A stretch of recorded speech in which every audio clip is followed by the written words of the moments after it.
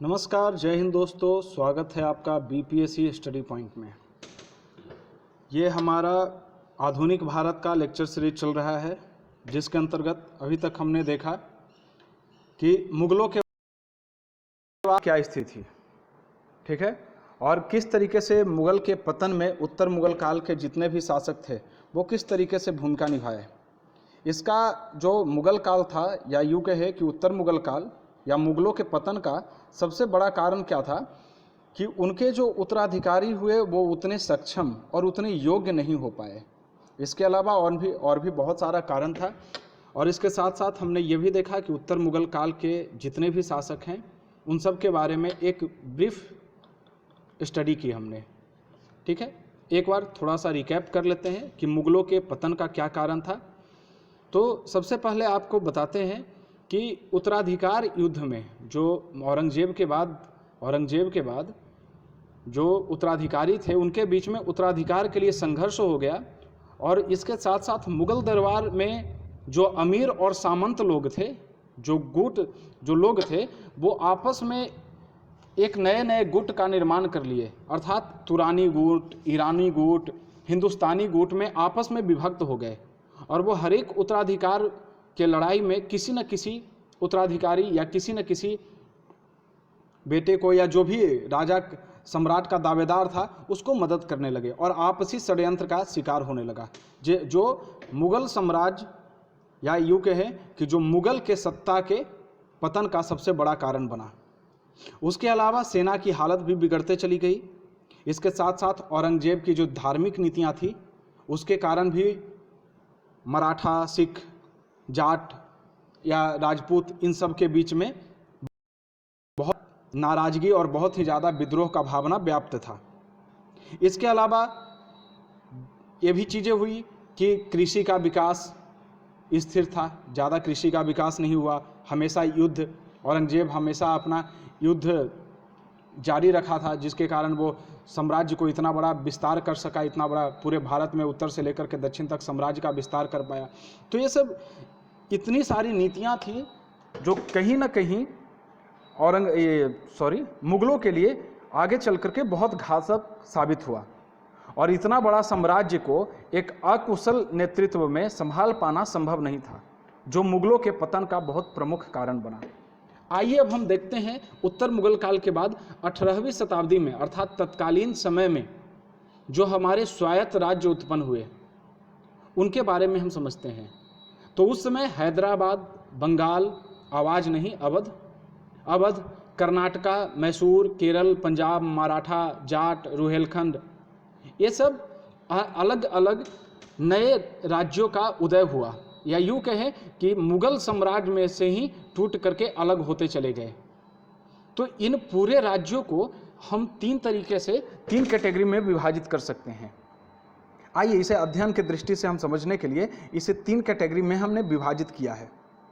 उस समय 3 प्रकार के राज्य प्रचलन में थे, ठीक है। सबसे पहला राज्य का जो ये था टाइप था वो था उत्तराधिकारी राज्य। उत्तराधिकारी राज्य कहने का मतलब वैसे राज्य से जो मुगलों के प्रत्यक्ष शासन में था पहले, परंतु मुगलों के कमजोरी का फायदा उठाते हुए ये अपना शासन व्यवस्था स्वयं संभालने लगे। इसके अंतर्गत अवध, हैदराबाद और बंगाल आए। इन राज्यों की एक बहुत बड़ी खासियत थी, ये पूर्ण रूप से अपने आप को स्वतंत्र घोषित नहीं किए, बल्कि मुगल के अंतर्गत रहते हुए एक स्वायत्त राज्य की स्थापना की। ये कभी भी ये घोषणा नहीं किए कि हम मुगलों से आज़ाद हैं। यद्यपि मुगलों के प्रति, अर्थात मुगल शासक के प्रति, ये इज्जत का भाव रखते थे और निश्चित समय पर नजराना भी देते रहते थे। अर्थात हम कह सकते हैं कि ये उत्तराधिकारी राज्य हुए, ठीक है, जो मुगलों के अंदर रहते हुए मुगलों की सारी, इनके राज्य में आप देखेंगे तो मुगलों की सारी व्यवस्थाएं विद्यमान थी, ठीक है ना। तो ये राज्य हैदराबाद, बंगाल और अवध, ये 3 राज्य उत्तराधिकारी राज्य के अंतर्गत आते हैं। उसके बाद स्वतंत्र राज्य मतलब हुआ कि इन्हें कह सकते हैं कि जब जो हमारे मुगल थे वो जैसे ही कमज़ोर हुए तो बहुत सारे इनके कमजोरी का फ़ायदा उठा करके बहुत सारे राज्य जो दूर के सुदूर के प्रांत थे वो स्वतंत्र होने लगे। ठीक है। और उन्हीं स्वतंत्रता में ये मैसूर, केरल और राजपूत राज्य इन्हीं स्वतंत्र राज्यों की श्रेणी में आए। ठीक है, ये कुछ हद तक उत्तराधिकार राज्य के समान ही थे, अर्थात इनकी प्रशासनिक ढांचा जो था वो पूरा का पूरा मुगल के जैसा तो नहीं था, लेकिन बहुत हद तक के मुगलों के जैसा ही था। ठीक है, उसके अलावा देखते हैं एक विद्रोही राज। देखिए, जब औरंगजेब था, औरंगजेब के समय वो अपने धार्मिक कट्टरता और साम्राज्यवादी के नीतियों के कारण औरंगजेब का मराठा, पंजाब और जाट ये तीनों से लगातार संघर्ष होते रहता था।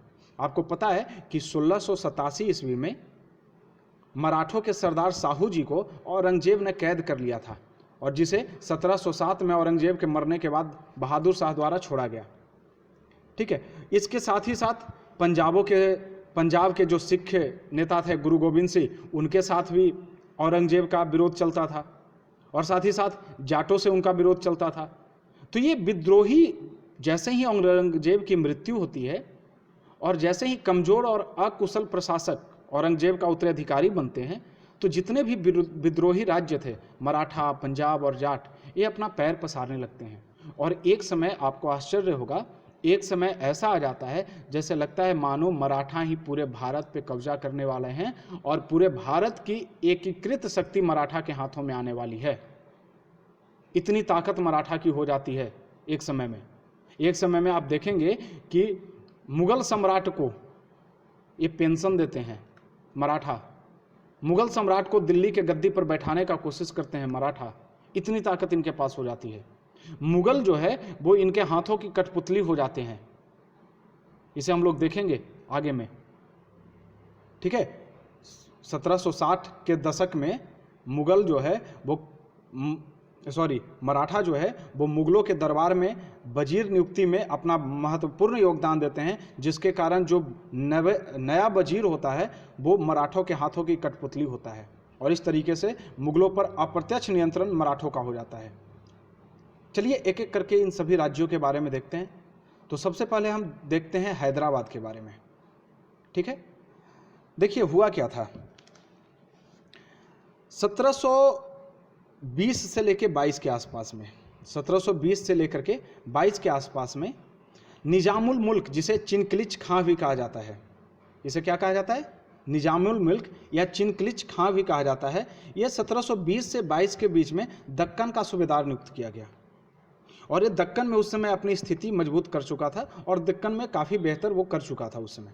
उसके बाद 1722 में ये पुनः दिल्ली वापस लौट करके आया, और उस समय सैयद बंधु के मारने में, किसे, सैयद बंधु, जो आपको पता होगा कि किंग मेकर भी कहा जाता है, सैयद बंधु के मारने में नवाब की बहुत बड़ी मदद की। उस समय नवाब कौन था, मोहम्मद शाह, ध्यान रखिएगा कौन था, फारूक सियार के बाद मोहम्मद शाह बना था। ठीक है ना, तो उसने सैयद बंधु को मारने में मोहम्मद शाह की बड़ी मदद की, और उसे लगा कि अब हमें दरबार में बहुत ही इज्जत और प्रतिष्ठा और बहुत सम्मानजनक स्थिति मिलेगी, हमारा यहाँ अधिकार चलेगा, हम अब कंट्रोल करेंगे। लेकिन जितना वो सोचा था स्टार्टिंग में, जितना जो बाद हमारे सम्राट थे मुगल के, वो जितना स्टार्टिंग में इसे सपोर्ट किए, लेकिन बाद में इसे हेय की दृष्टि से देखा जाने लगा। उतना ज़्यादा मान सम्मान और प्रतिष्ठा नहीं मिला, जिसके कारण ये तंग आकर के ये पुनः वापस आ गया साउथ में, और एक नए स्वायत्त राज्य की स्थापना की, जिसका नाम था हैदराबाद। ठीक है, तो ये जो हैदराबाद है, तो इससे रिलेटेड क्वेश्चन हमेशा पूछा जाता है कि हैदराबाद की स्थापना किसने की, तो चिनक्लिच खां अर्थात निजाम उल मुल्क, और इसी कारण इसी के नाम से आगे हैदराबाद के जितने भी लोग हुए उसे निजाम के नाम से जाना गया। जो वहाँ के नवाब होते थे, जो शासक होते थे, उसे निजाम के नाम से जाना जाता था।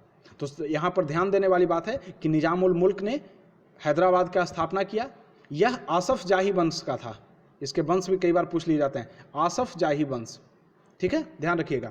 और हैदराबाद की स्थापना कब की गई, तो 1724 में, ध्यान रखिएगा 1900 नहीं, सॉरी 1724 में हैदराबाद राज्य की स्थापना की गई, और यहीं से मुगल का वास्तविक पतन स्टार्ट हो जाता है। ठीक है, चलिए अब यहां पर हम देखते हैं कि 1724 में ये हैदराबाद का संस्थापना किया।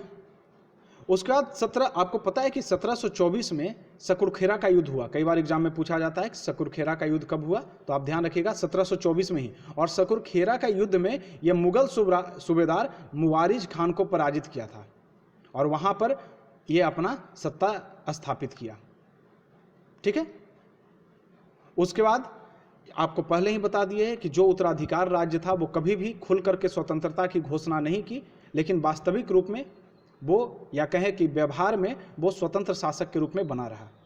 अब आइए कुछ निजामुल मुल्क के बारे में जानते हैं कि इसका प्रशासन कैसा था, ये किस तरीके के प्रशासनिक ढांचा को लेकर के हैदराबाद का स्थापना किया था। उससे पहले आपको हम एक मैप दिखाते हैं। आप देखिए मैप में, आप लोकेशन को, कि सबसे ज़्यादा जरूरी होता है किसी भी चीज़ को आप पढ़ें तो लोकेशन के साथ में आप पढ़ाई करें। तो यहाँ पर देखिए ये इंडिया का, वर्तमान इंडिया का मैप है और ये वाला पार्ट पूरा का पूरा हैदराबाद था। देखिए ये वाला जो पार्ट है वो पूरा का पूरा दक्कन के नीचे, यहाँ ये दक्कन के भूभाग, ये पूरा का पूरा हैदराबाद था। ठीक है, चलिए तो ये मैप में हमने लोकेशन देख लिया। अब इसके बारे में कुछ कहानी जान लेते हैं कि इसका स्थिति कैसा था, इसका प्रशासन कैसा था। ठीक है, चलिए देखिए इसके लिए सबसे पहले बात बताते हैं कि जो मुगलों के बाद जितने भी राज्य उदित हुए वो सारे के सारे राज्य सहिष्णु थे। क्या थे? सहिष्णु थे, अर्थात हिंदुओं और मुसलमानों के प्रति एक समान व्यवहार रखते थे। ऐसा नहीं था कि कट्टर मुसलमान थे, जैसे औरंगजेबों की धार्मिक नीति कट्टरता को प्रदान करती थी, उस तरह से बाकी बाद में जितने भी राज्य हुए हम देखेंगे, हैदराबाद, अवध, बंगाल, मैसूर, जितने भी हुए वहाँ पर कट्टरता को प्रोत्साहन नहीं दिया गया। उसी तरीके से ये निजामुल मुल्क जो थे वो कट्टर मुस्लिम नहीं थे, बल्कि इन्होंने हिंदुओं को भी उचित सम्मान और उचित स्थान दिया। यहाँ तक कि इनका दीवान, इनका जो दीवान था वो भी हिंदू था। ठीक है, जैसे उसका नाम था पूरनचंद, उसका नाम क्या था? पूरनचंद। तो यह ध्यान रखिएगा। इसके साथ साथ इन्होंने जागीरदारी प्रथा को सुव्यवस्थित किया और उसके कमियों को दूर करके अपने आय बढ़ाने के लिए अच्छा व्यवस्था किया। उन्होंने अपने आर्थिक व्यवस्था को मजबूत करने का कोशिश किया। इसके साथ साथ ये इतने ताकतवर थे कि जब तक ये रहे तब तक मराठों की शक्ति से अपने हैदराबाद को इन्होंने बचाए रखा। ठीक है, जैसे ही इनकी मृत्यु 1748 में हो जाती है, ये 1724 में स्थापना करते हैं, 24 साल बाद 1748 में मृत्यु हो जाती है। उसके बाद हैदराबाद का पतन स्टार्ट हो जाता है, क्योंकि उसके बाद हैदराबाद जो है वो उत्तराधिकार के प्रश्न पर अंग्रेज और फ्रांसीसियों के बीच में आपसी कलह का कारण बन जाता है और धीरे धीरे हैदराबाद अपनी स्वतंत्रता और अपनी पहचान खो देता है। कभी हैदराबाद मराठों का आक्रमण का शिकार बनता है, कभी अंग्रेजों के आक्रमण का शिकार बनता है। ठीक है, तो ये हम देखेंगे बाद में, नेक्स्ट जब हम लोग डिटेल से देखेंगे कि ब्रिटिश किस तरीके से भारत के अलग अलग राज्यों को, किस तरीके से वो अपनी भारत के अलग अलग राज्यों पर अपनी संप्रभुता स्थापित किए, उसमें इसके बारे में और डिटेल से पढ़ेंगे। अभी जो हमारा है ये टॉपिक, ये जो लेक्चर सीरीज चल रहा है, इसमें सिर्फ हम लोग देखेंगे कि तत्कालीन भारत में कि कौन कौन राज्य उदय हुए, उसके उदय के पीछे कारण क्या थे और उसकी वर्तमान प्रशासनिक ढांचा क्या थी, इसके बारे में हम लोग देख रहे हैं। तो ये हैदराबाद हो गया। आपको हैदराबाद के साथ में थोड़ा सा कर्नाटका के बारे में बता देते हैं। एक्चुअली जिस तरीके से हैदराबाद जो था वो मुगलों के अंदर रहते हुए अपने आप को स्वतंत्र राज्य घोषित कर लिया था, उसी तरीके से कर्नाटक भी हैदराबाद के अंतर्गत आता था। कर्नाटक किसके अंतर्गत आता था? हैदराबाद के अंतर्गत। लेकिन ये हैदराबाद के अंतर्गत होते हुए भी कर्नाटक अपने आप को स्वतंत्र कर लिया था, व्यवहार में यह स्वतंत्र हो गया था। तो कर्नाटक सूबा का जो संस्थापक था वो कौन था, इससे अक्सर क्वेश्चन पूछता है। तो इसका सादत उल्ला खां, ध्यान रखिएगा, सादत उल्ला खां। और बाद में सादत उल्ला खां के बाद ये जब अंग्रेज और फ्रांसीसी युद्ध हुआ, उस समय कर्नाटक हैदराबाद के साथ में अंग्रेजों और फ्रांसीसियों के कूटनीति का शिकार बन गया और धीरे धीरे कर्नाटक अपने अस्तित्व को खत्म कर दिया। और आप देखेंगे कि कर्नाटक में 3 युद्ध होते हैं, प्रथम कर्नाटकवाद, द्वितीय कर्नाटकवाद और तृतीय कर्नाटकवाद। और ये तीनों के तीनों अंग्रेज और फ्रांस के बीच में होता है। और इस दौरान देखेंगे कि किस तरीके से कभी अंग्रेज किसी कर्नाटक के उत्तराधिकारी को सपोर्ट देते थे, तो कभी या मतलब इसे यूँ समझें कि कर्नाटक में इसके मरने के बाद उत्तराधिकार के प्रश्न पे बहस छिड़ गई और उत्तराधिकार की लड़ाई हो गई। अब मान लिया कि दो भाई है, तो एक कांग्रेस सपोर्ट कर देता था, एक को फ्रांसीसी सपोर्ट कर देता था, और इस तरीके से लड़ाई झगड़ा षड्यंत्र का शिकार होते रहा कर्नाटक। तो कर्नाटक के बारे में सिर्फ ये चीज़ याद रखनी है कि कर्नाटक का जो संस्थापक था वो सआदत उल्ला खां है, सआदत उल्ला खां, ये ध्यान रखिएगा। हैदराबाद का संस्थापक निजामुल मुल्क अर्थात चिनक्लिच खां था। इसके बारे में समझ गए? चलिए, उसके बाद एक और चीज़ बताते हैं आपको। जो कर्नाटक था वहाँ पर कर्नाटक बाद में वंशानुगत शासन की व्यवस्था प्रणाली वहाँ पे अपना ली गई, वंशानुगत। और आपको पता है वंशानुगत शासन की प्रणाली जो है वो ज़्यादा दिन तक जिंदा नहीं रहती है। ठीक है, चलिए बंगाल के बारे में देख रहे हैं। मोस्ट प्रोस्पेरस, या यूँ कहें कि सबसे ज़्यादा धनी, सबसे ज़्यादा उपजाऊ और सबसे ज़्यादा समृद्ध अगर कोई राज्य था तो वो था बंगाल। ठीक है, यहाँ तक के कि 18वीं शताब्दी में पूरे एशिया से जितना व्यापार होता था उसका 66% सिर्फ और सिर्फ बंगाल से होता था। सबसे ज़्यादा समृद्ध, इसका कारण भी था कि बंगाल बाहरी आक्रमणों से बचा रहता था। एक तरफ तो नॉर्थ वेस्ट से कभी नादिर शाह, कभी अहमद शाह अब्दाली आक्रमण करते रहता था जो दिल्ली और अवध पर आक्रमण करते रहता था।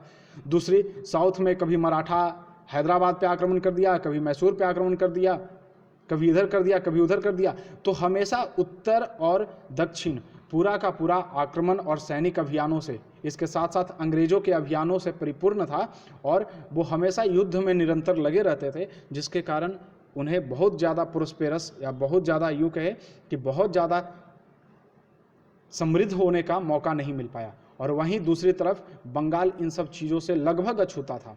कुछ एक मामला में देखेंगे कि मराठा मजबूर कर दिया था बंगाल को उड़ीसा का भाग देने के लिए, लेकिन लगभग इन चीज़ों से, आपसी कलह से, उसके साथ साथ लड़ाई झगड़ा से, बाहरी आक्रमण से, इन सारी चीज़ों से बंगाल पूर्ण रूप से अलग था और एक बहुत ही समृद्धशाली और बहुत ही उपजाऊ भूमि बंगाल की थी। आप देखिए यहाँ पर बंगाल का कितना बड़ा एरिया था।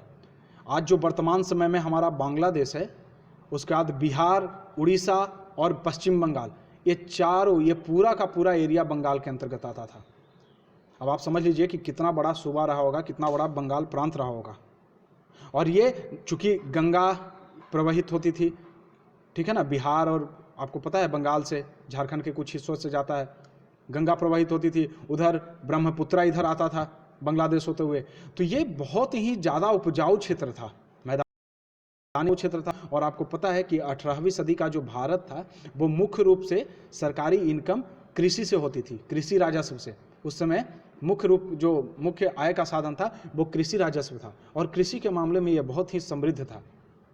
ठीक है, तो चलिए हम लोग देखेंगे कि यही बंगाल की समृद्धि एक समय में अंग्रेज आक्रमण और फ्रांसीसियों के आक्रमण का कारण बनता है और धीरे धीरे बंगाल अपनी संप्रभुता को खत्म करते हुए बंगाल अंग्रेजों का शिकार हो जाता है। चलिए देखते हैं बंगाल की स्थापना कैसे हुई। देखिए 1717 में जो फर्रुखसियर, 1717 में कौन था शासक? फर्रुखसियर ने मुर्शिद कुली खां को बंगाल का सूबेदार नियुक्त किया। किसको? मुर्शिद कुली खां को बंगाल का सूबेदार नियुक्त किया।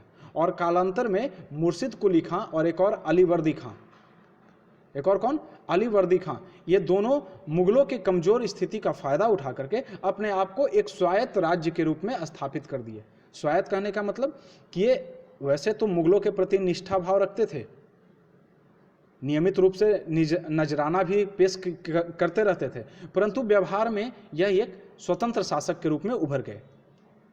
ठीक है, मुर्शिद कुली खां बेहद ही, या ये कहें कि बहुत ही योग्य और बहुत बेहतर शासक था मुर्शिद कुली खां। ठीक है, ये हमेशा लोगों की भलाई और एक बेहतर साम्राज्य की स्थापना के लिए ये हमेशा आगे आया। इसके पूरे शासनकाल में सिर्फ और सिर्फ 3 विद्रोह हुए। अब आप समझ सकते हैं पूरे शासनकाल में सिर्फ और सिर्फ 3 विद्रोह होना, तो यह आप समझ लीजिए कि जब विद्रोह ही नहीं हुआ, लड़ाई ही नहीं हुआ, तो बंगाल की समृद्धि कितनी ऊंचाइयों को छुएगी, ये आप समझ लीजिए।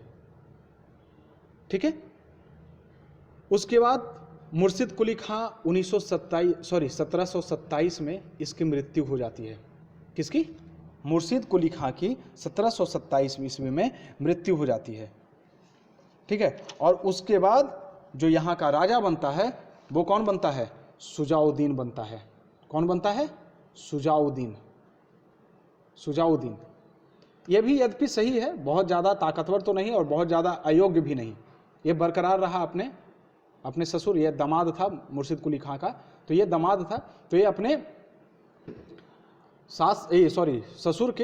ससुर जी के जो साम्राज्य था उसको कंट्रोल करने में ये भी सफल रहा। इनके बाद 1739 में आप ध्यान रखिएगा अलीवर्दी खां शासक बनता है। अलीवर्दी खां शासक बनता है, और अलीवर्दी खां के जस्ट पहले एक और शासक आया था जिसे हटा करके सरफराज खां, एक और शासक कौन आया था? सरफराज खां, जिसे हटा करके अलीवर्दी खां शासक बना। एक्चुअली क्या था कि अलीवर्दी खां बंगाल के स्थापना में भी साथ दिया था। अलीवर्दी खां को लगा कि ठीक है भाई, मुर्शिद कुली खां शुरू में शासक बन गया, कोई बात नहीं, उसका दामाद भी बन गया शुजाउद्दीन, कोई बात नहीं, अब ये सरफराज खां क्यों बन रहा है, अब तो हमें बनने दो। और इस तरीके से 1739 में अलीवर्दी खां ने शासन का बागडोर संभाल लिया। अलीवर्दी खां बेहद योग्य और बहुत ही कर्मठ शासक था, बहुत ही योग्य था, उसकी दूरदर्शिता भी बहुत अच्छी थी, यहाँ तक के कि उन्होंने यूरोपीय कंपनियों को मधुमक्खियों से तुलना की। किससे? मधुमक्खी से, बी, और बोला कि यूरोपीय कंपनियां अंग्रेज और फ्रांस के बारे में मधुमक्खियों की तरह है, अगर आप इसे नहीं छेड़ते हो तो ये आपको कुछ नहीं करेगा, और जैसे ही आप छेड़ोगे तो काट काट कर रख देगा। ये अक्सर एग्जाम में पूछा जाता है क्वेश्चन कि मधुमक्खियों से यूरोपियन की तुलना किसने की? तो अलीवर्दी खां ने की। आप ये ध्यान रखिएगा। और ये अलीवर्दी खां की मृत्यु 1756 में हो जाती है। उसके बाद सिराजुद्दौला बनता है नवाब। कौन बनता है? सिराजुद्दौला नवाब बनता है, जिसके शासनकाल में 1757 में प्लासी की युद्ध होता है। उसके बाद फिर मीर जाफ़र नवाब बनता है। मीर जाफ़र के बाद मीर कासिम बनता है, और मीर कासिम का अंग्रेज़ों से मतभेद होता है, वो फिर अपदस्थ करके दोबारा मीर जाफ़र शासक बनता है। ये आपको अभी लग रहा होगा कि जल्दीबाजी में हम चल रहे हैं, इसे बाद में हम लोग डिटेल में पढ़ेंगे जब बंगाल का युद्ध देखेंगे ना, प्लासी का, ये सब अभी बस ऐसे ही बता दे रहे हैं आपको, ठीक है। और फाइनली फिर बंगाल का अंतिम शासक जो होता है, बंगाल का अंतिम नवाब असफुद्दौला होता है, असफुद्दौला होता है। और बाद में फिर बंगाल को 1764 के बाद पूर्ण रूप से मिला ही लिया जाता है, नाम मात्र का असफुद्दौला शासक बनता है, और पुनः जब वारेन हेस्टिंग्स आता है तो 1773 में पूर्ण रूप से बंगाल को मिला लिया जाता है। तो ये बंगाल की कहानी थी। अब समझ लेते हैं कि बंगाल की आर्थिक व्यवस्था क्या था, वहाँ का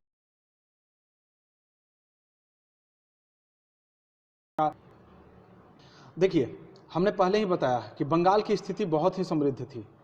बंगाल बहुत ही ज़्यादा समृद्ध था और बहुत ही बेहतर था बंगाल। एक मिनट,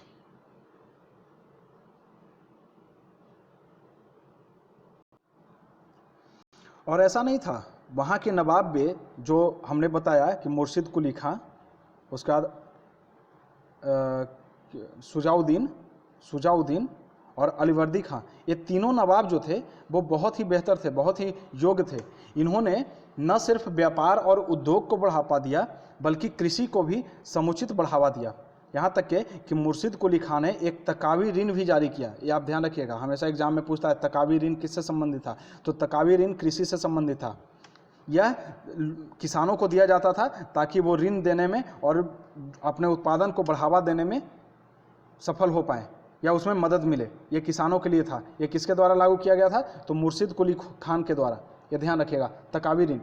इसके साथ साथ मुर्शिद कुली खान ने जो जागीर दिया जाता था, पहले जागीर कहने का मतलब कि मुफ्त में भूमि दे दी जाती थी किसी को कि लो उस पर आय जो आएगा वो तुम्हारा हो गया, वो जागीर भूमि को खालसा भूमि में परिवर्तित किया। खालसा भूमि का मतलब क्या होता है? ये अक्सर एग्जाम में भी पूछ दिया जाता है, खालसा भूमि का मतलब क्या हुआ। तो खालसा भूमि जो होता था वो सरकार अर्थात बादशाह के प्रत्यक्ष नियंत्रण में रहने वाले भूमि को कहते थे। तो बहुत सारे जागीर भूमि को खालसा भूमि में परिवर्तित कर दिया और उससे जितने भी होने वाले इनकम थे उसको अपने पास रखने लगा। तो इस तरीके से जो सरकार की आय थी, आमदनी थी, वो बढ़ने लगी और सरकार की आर्थिक व्यवस्था में भी सुधार हुआ। इसके साथ आपको बता ही दिए कि किसानों के दुख को दूर करने के लिए और किसानों के जितने भी कष्ट थे उसको दूर करने के लिए तकावी ऋण उन्होंने दिया। इसके साथ साथ जो बंगाल के शासक थे वो इजारा प्रथा को ज़्यादा बढ़ाए, इजारेदारी प्रथा को। ये क्या होता था? इजारेदारी प्रथा का मतलब है कि ज़मीन का हिस्सा, मान लीजिए कि 2 बीघा ज़मीन है, ये किसी व्यक्ति को दे दिया गया। बोला कि भाई हम नहीं जानते हैं कुछ, हमें इतना लगान चाहिए, बाकी तुम्हें जो करना है, जैसे करना है ये तुम ले लो, और तुम्हें जैसे करवाना है, खेती करवाना है, क्या करोगे हमें पता नहीं, और हमें ये लगान चाहिए। और ये जो इजारेदारी प्रथा विकसित की, इसके कारण बीच में एक नए वर्ग का जन्म हुआ और इसके कारण किसानों की स्थिति दिनों दिन लगातार खराब होते गई, क्योंकि ये अपने मनमाने ढंग से इससे लगान वसूलते थे और वो कुछ हिस्सा सरकार को दे देते थे। तो इस तरीके से ये एक कमी थी, जो कि हर जगह की कमी थी, कि किसानों की स्थिति जो है वो धीरे धीरे दयनीय होते चली गई। ठीक है, दयनीय कहें या कहें कि आर्थिक बोझ बढ़ते गया, इस तरीके से कह सकते हैं। ठीक है, इसके अलावा हम आपको इसके अलावा ये भी बताया इसके अलावा आपको ये बताते हैं कि हमने पहले ही देखा था, हैदराबाद हो या कोई भी राज्य, जो नवीन राज्य आ रहे हैं, वो सारे के सारे राज्य धार्मिक रूप से सहिष्णु थे। वही नियम का पालन यहाँ भी किया गया, बंगाल में भी। बंगाल भी धार्मिक रूप से सहिष्णु था। यहाँ पर हिंदुओं को ऊंचे ओहदे प्रदान किए जाते थे। ठीक है, मंत्री और ऊंचे ऊंचे पदों पर हिंदुओं की नियुक्ति की जाती थी। इसके साथ साथ इसके काल में व्यापार का समुचित प्रसार हुआ, व्यापार बहुत हद तक के बढ़ा। ठीक है, और व्यापार बढ़ने के कारण इनकी अर्थव्यवस्था में भी काफ़ी सुधार आई। इसके साथ जो बंगाल के ये तीनों नवाब थे, अलीवर्दी खां, मुर्शिद कुली खां, ये व्यापार जो बाहरी कंपनियां थी, यूरोपीय कंपनी थी, इस पर काफ़ी कड़ा नियंत्रण रखे थे। और यहाँ तक के कि 1717 में जो फरमान इशू किया गया था, उसका दुरुपयोग ब्रिटिश कंपनी के अधिकारी लोग करते थे, अपने पर्सनल व्यापार में भी करते थे। उस पर एक कड़ा आपत्ति जाहिर करते थे और साथ ही साथ पर्सनल व्यापार करने पर विदाउट कर उसे छूट नहीं दिया। इसके साथ आपको बता दें कि अलीवर्दी खां जो था वो कलकत्ता और चंद्रनगर में, कहाँ? कलकत्ता और चंद्रनगर में अंग्रेज और फ्रांसीसी को किला बनाने की अनुमति नहीं दिया। अंग्रेज और फ्रांसीसी को कहाँ? कलकत्ता और चंद्रनगर में किला बनाने का अनुमति नहीं दिया। किसने? अलीवर्दी खां ने। तो ये लोग बहुत ताकतवर थे, बहुत अच्छे थे। ठीक है ना, इनके काल में बंगाल और भी ज़्यादा प्रोस्पेरस बन गया। इनकी सर्वोच्चता, उस समय भी इनकी सर्वोच्चता थी। इनकी सर्वोच्चता, बंगाल की सर्वोच्चता कब खत्म होने लगी? जब सिराजुद्दौला नवाब बना। और सिराजुद्दौला के समय में पूरा का पूरा जो दरबार था वो षड्यंत्रों से भर चुका था। और यही षड्यंत्र बाद में बंगाल में अंग्रेजों का पदार्पण का सबसे बड़ा कारण बना। इसके और भी कारण थे कि बंगाल शुरू से ही बस अपने अर्थव्यवस्था पर ध्यान देते रहा, बल्कि उसे फौज बनाने की या सेना को संगठित करने का वो कोशिश नहीं किया। बंगाल, कोई भी जो बंगाल के शासक थे वो किसी ने भी सेना को संगठित करने का कोशिश नहीं किया। यहाँ तक कि एक एग्जाम्पल के लिए अगर समझें तो मुर्शिद कुली खां के पास में सिर्फ 2000 घुड़सवार थे। कितने? 2000 घुड़सवार थे और मात्र 4000 पैदल सैनिक थे। आप समझ लीजिए, क्या इतनी छोटी सेना के साथ में कोई लड़ाई कर सकता है क्या? इनके पास में एक चीज़ का बहुत बड़ा गलतफहमी था बंगाल के शासक के पास में कि अरे अंग्रेज और फ्रांसीसी क्या है, जस्ट एक व्यापारिक कंपनी है और ये हम पर क्या आक्रमण करेगा, क्या हम पर अधिकार करेगा, इसको तो जब चाहेंगे तब लात मार करके फेंक देंगे बाहर। और यही इनकी गलतफहमी जो थी, ओवर कॉन्फिडेंस, इनको ले डूबा। ठीक है, और जब सिराजुद्दौला का युद्ध हुआ उस समय उसके हार का एक कारण ये भी था कि एक बहुत ही शक्तिशाली और आधुनिक ढंग से शिक्षित सेना का अभाव था वहाँ पे। इसके साथ साथ धीरे धीरे बंगाल की स्थिति ऐसी होने लगी कि वहाँ के जो अधिकारी थे वो घूस भी लेने लगे, आपस में षड्यंत्र और आपस में टूटने लगे, मरने लगे, अंग्रेजों के साथ में जाकर के मिलने लगे और धीरे धीरे बंगाल का इतना जो समृद्ध स्थिति था वो धीरे धीरे चौपट हो गया। तो इस तरीके से हमने देखा कि बंगाल जो एक बहुत ही बेहतर कंडीशन में था, ठीक है ना, वो धीरे धीरे अपनी किस तरीके से बर्बादी की ओर आगे बढ़ गया। यहाँ पर देखिए आप यहाँ पढ़ लीजिए कि ठेके के लिए इजारेदारी प्रथा की शुरुआत की, हमने बता दिया। तकावी ऋण दिया, ये भी बता दिया। 1727 में मुर्शिद कुली खां जब मर गया तो उस समय शुजाउद्दीन बना, और उसके बाद 1739 तक बंगाल का नवाब रहा। उसके बाद सरफराज खां बना, जिसे मार करके अलीवर्दी खां ने क्या किया, सत्ता हथिया लिया। इसके साथ एक फैक्ट और याद रखिएगा कि मुर्शिद कुली खां ने मुर्शिदाबाद नामक एक नया शहर बसाया था, और वहाँ पर उन्होंने सैनिक से संबंधित कुछ काम भी किए थे। ठीक है, ये बंगाल का पूरा एरिया है, आप देख रहे हैं। 1740 में अलीवर्दी खां वहाँ का नवाब बना और सरफराज खां को गिरिया के युद्ध में हराया। ये ध्यान रखिएगा, कई बार एग्जाम में पूछा जाता है गिरिया का युद्ध। तो गिरिया का युद्ध किसके किसके बीच हुआ? सरफराज खां जो बंगाल का नवाब था प्लस अलीवर्दी खां वर्सेज अलीवर्दी खां। कब हुआ? तो 1739 में। आप ये चीज़ ध्यान रखिएगा, ठीक है। चलिए अब हम लोग नेक्स्ट देखते हैं। अलीवर्दी खां ने अपनी जो यूरोपियन की तुलना मधुमक्खियों से की, इसके बारे में बता ही दिया। अंग्रेज़ों और फ्रांस को कलकत्ता और चंद्रनगर में किलेबंदी की अनुमति नहीं दी। 1756 में सिराजुद्दौला नवाब बना। सिराजुद्दौला के समय ही ब्लैक होल की घटना हुई। इसके बारे में हम लोग विस्तार से चर्चा करेंगे जब ये टॉपिक आएगा हमारा कि भारत पर किस तरीके से ब्रिटिशों ने कब्जा किया है, उस पर हम लोग चर्चा करेंगे विस्तार से। वहाँ पे प्लासी युद्ध का भी चर्चा करेंगे। तो इस तरीके से हम बंगाल के वर्तमान स्थिति को समझने में सफल हुए, ठीक है। ये देखिए, आप देख सकते हैं या स्क्रीनशॉट ले लीजिए। ये बंगाल का नवाब है मुर्शिद कुली खां, 1717 में बना, 1727 तक रहा। शुजाउद्दीन उसके बाद आया 1727 से 39। ये वैसे आता तो है नहीं, आपका मोस्ट इम्पॉर्टेंट 3-4 नाम ही है। मुर्शिद कुली खां बंगाल का संस्थापक, अलीवर्दी खां कि मधुमक्खियों की श्रेणी में बोला था और कलकत्ता और चंद्रनगर में किला बनाने की अनुमति नहीं दी थी। उसके बाद सिराजुद्दौला जिसके समय में प्लासी का युद्ध हुआ, मीर जाफ़र, ठीक है। अक्सर पूछा जाता है कि बक्सर के युद्ध के समय बंगाल का नवाब कौन था, तो उस समय मीर जाफ़र था। इसे हम लोग बाद में भी देखेंगे। और अंतिम नवाब जो था वो सैफुद्दौला खां। तो इस तरीके से हमने बंगाल के बारे में पूरा का पूरा डिटेल एनालिसिस कर लिया कि उस समय 18वीं सदी में बंगाल की स्थिति क्या थी। अब एक लास्ट उत्तराधिकार राज्य बचता है अवध, ठीक है। मोहम्मद शाह जो मुग़ल शासक था, उसने सादत खां को, किसको? सादत खां को 1722 में अवध का गवर्नर बनाया था, और यही अवध का संस्थापक भी कहलाता है। तो अवध का संस्थापक कौन है? सआदत खां। सआदत खान, ध्यान रखिएगा। इसे बुरहान उल मुल्क भी कहते हैं। मोहम्मद शाह ने इसे उपाधि दिया था बुरहान उल, और धीरे धीरे कालांतर में स्वतंत्र शासक के रूप में आया, ठीक है। जब 1739 में आक्रमण किया नादिर शाह, उस समय मोहम्मद शाह ने इसे लड़ने के लिए दिल्ली बुलाया था, ठीक है।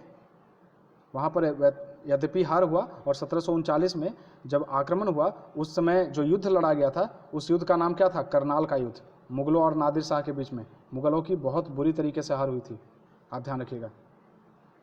उसके बाद सादत खां के बाद सफदरजंग नवाब बना।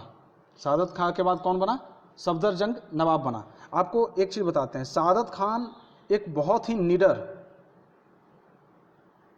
निडर, कर्मठ और दृढ़ प्रतिज्ञ, तेज, बहुत ही इंटेलिजेंट, बहुत माने क्या कहें कि बहुमुखी प्रतिभा का ध्यानी व्यक्ति था। तभी तो ये अवध जैसे राज्य का संस्थापक बना, नहीं तो हमारे जैसे आदमी थोड़े बनेंगे, ठीक है ना। तो इसके बारे में ये चीज़ ध्यान रखिएगा कि बहुत ही अत्यंत निडर और कर्मठ आदमी था।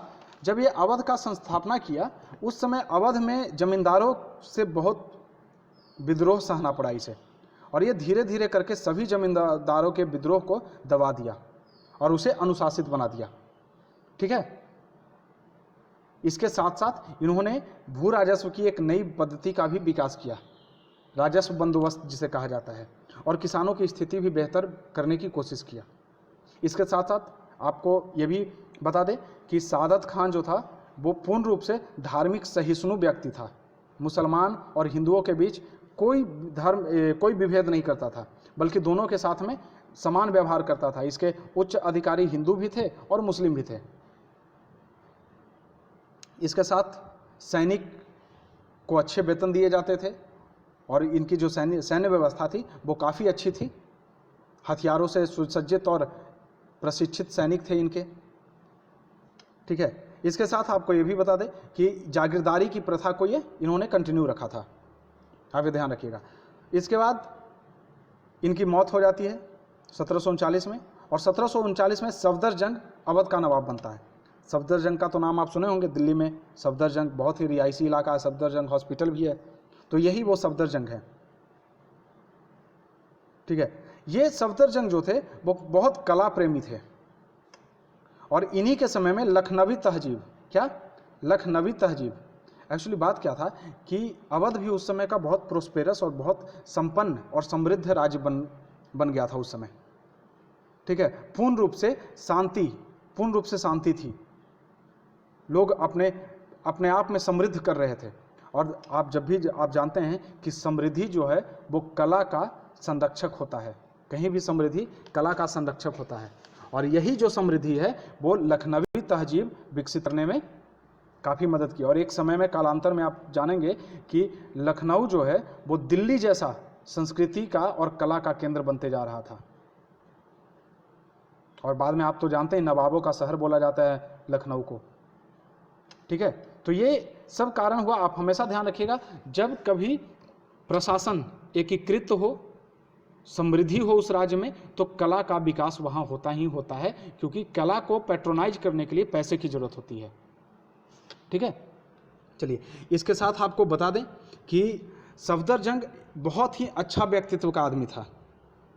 इन्होंने, ये जो सफदरजंग बहुत अच्छा व्यक्तित्व का आदमी था, ये मराठा के साथ भी इनकी मित्रता हो गई थी, क्योंकि मराठा हमेशा आक्रमण करते रहते थे, तो इसके कारण मराठा के साथ इन्होंने मित्रता भी कर ली थी। और सफदरजंग को नवाब वजीर के नाम से भी जाना जाता था, क्योंकि ये मुगलों का वजीर था, तो इस कारण इसे नवाब वजीर के नाम से भी जाना जाता था। ठीक है, चलिए इसके साथ साथ आपको बता दें कि ये अधिकतर लोगों से या अधिकतर शासक थे उनसे ये मित्रता के भाव या मित्रता कर लिया, लेकिन कुछ एक थे जैसे रुहेल या बंगस पठान, इसके अगेंस्ट में इनकी लड़ाइयाँ भी हुई, और इसके लिए मराठा से सहयोग इन्होंने लिया और मराठों को कुछ नजराना भी इन्होंने दिया। ठीक है, सफदरजंग न्याय व्यवस्था में भी काफ़ी सुधार किए थे। इसके साथ साथ हिंदू और मुसलमानों के साथ में एक समान बिहेव करते थे। यहाँ तक कि आप ये ध्यान रखिए कि उत्तर मुगल काल में या उत्तर मुगल काल के समय में जितने भी क्षेत्रीय शक्तियों का उदय हुआ, वो सारे के सारे धार्मिक रूप से सहिष्णुता का पालन किए, सारे शक्तियाँ। ये आप ध्यान रखिएगा, ये आप एकदम कॉन्सेप्ट में इसको बना लीजिए। ठीक है, आपको बता ही दिया कि लखनवी संस्कृति का अवध के आसपास में, लखनऊ के आसपास में विकास हुआ। इसके अलावा चलिए अब नेक्स्ट देखते हैं, नेक्स्ट क्या है। 1754 में बनता है, और आपको पता है कि शुजा-उद-दौला के समय में ही बक्सर का युद्ध होता है। शुजा-उद-दौला के जब बक्सर का युद्ध होता है, उस समय प्लासी के अपदस्थ नवाब मीर कासिम, शुजा-उद-दौला और मुगल सम्राट शाह आलम द्वितीय, ये तीनों के साथ में बक्सर का युद्ध होता है। ठीक है, इससे पहले 1761 में पानीपत के तृतीय युद्ध में जो अवध है वो मराठों का साथ न देकर के अहमद शाह अब्दाली का साथ दिया। क्यों नहीं दिया मराठों का साथ? क्योंकि मराठे अक्सर इस पे आक्रमण करते रहते थे और लूटते पाटते रहते थे, इस कारण इसने अहमद शाह अब्दाली का साथ दिया अवध ने। ये ध्यान रखिएगा, कई बार एग्जाम में आ जाता है कि भाई मराठों का साथ दिया कि नहीं दिया। उस समय आप जब देखेंगे, हम लोग आगे जब पढ़ेंगे मराठा में, तो हम लोग देखेंगे कि 1761 में जब पानीपत का युद्ध हुआ, तृतीय युद्ध, उस समय मराठे अकेले पड़ गए थे, कोई उनको साथ नहीं दिया, ना राजपूत साथ दिए, ना जाट साथ दिए, ना अवध साथ दिया, ना हैदराबाद के लोग साथ दिए, मुगल में भी ज़्यादा लोग साथ नहीं दिए, सिर्फ एक उनके द्वारा जो बनाया गया वजीर था या दीवान था, सिर्फ वही साथ दिया। तो उनकी हालत बहुत ही बुरी हो गई थी, और इसी कारण उनका हार का कारण भी यही था। इसके अलावा बक्सर का युद्ध हुआ किसके समय में? शुजा-उद-दौला के समय में ही। और उनके बाद 1775 में आसफ-उद-दौला नवाब बना, और आसफ-उद-दौला नवाब बन करके लास्ट नवाब जो अवध का था वो वाजिद अली शाह था, जो 1857 के क्रांति के समय भी इन्होंने अपनी भूमिका निभाई थी। और फाइनली लॉर्ड डलहौजी के आउटरम रिपोर्ट, आउटरम रिपोर्ट के हिसाब से अवध को ब्रिटिश साम्राज्य में मिला लिया गया 1856 ईस्वी में, ध्यान रखिएगा। और इसी के अगेंस्ट में बाजिद अली शाह ने अंग्रेजों के अगेंस्ट में क्या सिपाही विद्रोह या स्वतंत्रता विद्रोह में हिस्सा लिया था। तो कई बार एक सवाल भी आता है कि लॉर्ड डलहौजी ने किस रिपोर्ट के आधार पर अंग्रेजों में मिलाया था, तो आउटरम रिपोर्ट, आप ध्यान रखिएगा, आउटरम रिपोर्ट और कुप्रशासन का आरोप लगा करके अवध को अपने अंग्रेजी साम्राज्य में मिला लिया था। तो इस तरीके से अवध की कहानी हो जाती है। देख लिया अभी उत्तराधिकार, कर्नाटक के बारे में पहले ही देख लिया था, शहादतुल्लाह खां इसके संस्थापक थे, अर्काट इसकी राजधानी थी। बाद में 3 कर्नाटक युद्ध हुए अंग्रेजों और फ्रांसों के बीच में, पुनः लॉर्ड ब्लेजली द्वारा इसे अधिकृत कर लिया गया। तो ये हमारा देख लीजिए, आप अवध का लोकेशन आप देख सकते हैं यहाँ पे। एक मिनट, अभी तक के हमने 4 लोकेशन के बारे में पढ़ाई की। एक बंगाल के बारे में पूरा देख लिया कि सबसे ज़्यादा प्रोस्पेरस था और किस तरीके से ये धीरे धीरे टूटते चला गया। अवध के बारे में देख लिया, हैदराबाद और कर्नाटक, इन 4 राज्यों के बारे में हम देख लिए कि कौन संस्थापक था, किन परिस्थितियों में इसकी स्थापना हुई और इसकी कहानी क्या थी। बाकी विशेष कहानी हम लोग बाद में पढ़ेंगे। अभी बस 18वीं शताब्दी के भारत में सिर्फ इसके पृष्ठभूमि और इसकी थोड़ा थोड़ा नॉलेज को हम लोग देख रहे हैं। बाकी सारे युद्ध, सारे चीज़ों को बहुत ही कॉन्सेप्चुअल, बहुत अच्छे वे में हम लोग बाद में पढ़ेंगे। चलिए, आज हमारा यही रहता है। धन्यवाद। कल हम लोग पढ़ेंगे स्वतंत्र राज्य के बारे में। चलिए, अगर वीडियो अच्छा लगता है तो लाइक कीजिए, शेयर कीजिए और सब्सक्राइब करिए। धन्यवाद।